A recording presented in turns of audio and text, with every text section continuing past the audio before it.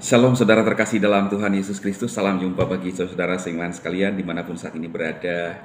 Saya berdoa roh, jiwa, dan tubuh saudaraku dalam perlindungan Tuhan kita Yesus Kristus. Amin.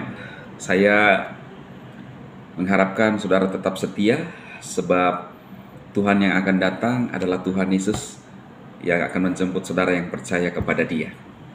Nah, sharing-sharing kita pada saat ini saudara, saya melihat di media sosial saya diposting ya, cucu Gubernur Sumbar mengaku mantap pindah agama, gegara bingung isi kitabnya saudara ya. Saya nggak sebutkan yang ditulis di sini. Saya mencari berita apakah benar atau tidak ya, dan saya menemukan sebuah berita. Ini saya akan bacakan juga bagi saudara ya. Dari ini apa ini, berita apa ini? Insert Live ya. Selasa 19 Maret 2024, berarti hari ini ya. Jakarta, Insert Live. Sosok Ainun Nurul Rahimah Sari yang merupakan cucu dari Gubernur Sumbar bercerita soal kisah spiritualnya di YouTube Diaspora TV. Wanita 70 tahun itu mengaku bahwa ia telah lahir dari keluarga Islam. Namun kakek dan nenek yang merawatnya malah menyekolahkan dirinya di sekolah Katolik. Sejak disekolahkan di sekolah Katolik, Sari mulai tertarik menghias pohon Natal hingga nyanyian malam kudus. Meskipun sempat terdengar kakek dan nenek Sari acuh dengan hal ini karena ia dianggap anak-anak yang belum mengerti soal agama, namun lewat hal tersebut Sari mulai merasakan ada pengaruh pembelajaran di sekolah Katolik tersebut terhadap kehidupannya. Ternyata lewat itu sudah ada suatu pengaruh buat saya, ujar Sari. Kemudian Sari mulai mempertanyakan soal arti tulisan Al. Namun ia bingung lantaran tidak ada yang menjelaskan secara detail kepadanya. Apalagi bagi seorang umat muslim, membaca Al-Quran harus dilakukan dengan benar. Jika tidak akan mendapat dosa. Sari semakin takut akan hal tersebut karena tidak bisa membacanya. Singkat cerita, setelah menamatkan sarjana di Padang, Sari merantau ke Jakarta. Kalau itu ia bertemu dengan seorang pria yang menceritakan tentang Yesus kepadanya. Kala itu Sari masih memeluk agama Islam. Karena saling menyukai, Sari akhirnya berpacaran dengan pria tersebut meskipun mereka berbeda agama. Saat bercerita soal Yesus, Sari diberikan sebuah buku yang ditulis oleh Yusuf Roni.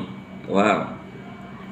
Buku tersebut menurut Sari membuktikan beberapa hal soal Yesus itu Tuhan, mulai dari hadis hingga sholat 17 rakaat yang selalu dilakukannya untuk meminta petunjuk jalan kebenaran.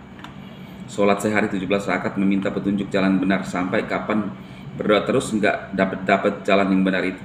Saya pikir logikanya masuk, tambahnya. Sari juga mengaku suka ikut sang kekasih hendak ke gereja. Ia merasakan kenyamanan kala mendengar khotbah orang Kristen. Aku suka ya khotbah orang Kristen, referensinya jelas, dibuka ke depan ke belakang. Aku suka dan membangun banget. Begitu selesai ibadah sampai di mobil, aku bilang hatiku plong, tegasnya. Usai beberapa kali pergi ke gereja bersama sang kekasih, Sari akhirnya memutuskan untuk pindah agama tahun 1982.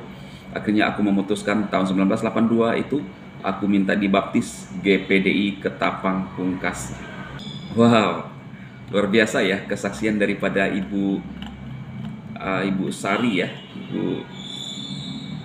namanya Ibu Sari, cucu Gubernur Sumbar ya. Ternyata ada beritanya dari media online saudara ya. Saya juga ikutkan link di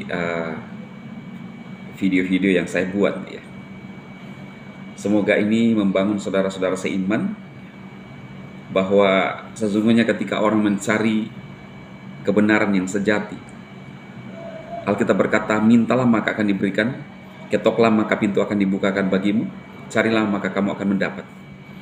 Dan seperti inilah yang dialami oleh Ibu Sari. Walaupun keluarganya tidak ada yang percaya Kristus, tetapi kalau Tuhan yang memilih, maka Tuhan sanggup membawanya untuk masuk kepada keselamatan. Saudaraku, mungkin ada saudara-saudara seiman, orang Kristen, lahir Kristen, tetapi imannya ragu-ragu atau tidak mengenal Tuhan sungguh-sungguh. Saya mengharapkan saudara tetap kuat di dalam Tuhan. Kalau saudara tidak mengerti, ikut live-live yang kita buat setiap malam. untuk kita sama-sama menyembah Tuhan, lebih lagi merasakan hadirat Tuhan. Di beberapa platform media sosial saya, saudara bisa mengikuti, sehingga kita tetap kuat iman kita menantikan pengharapan, yaitu Yesus datang kedua kali menjemput saudara dan saya. Tuhan Yesus memberkati.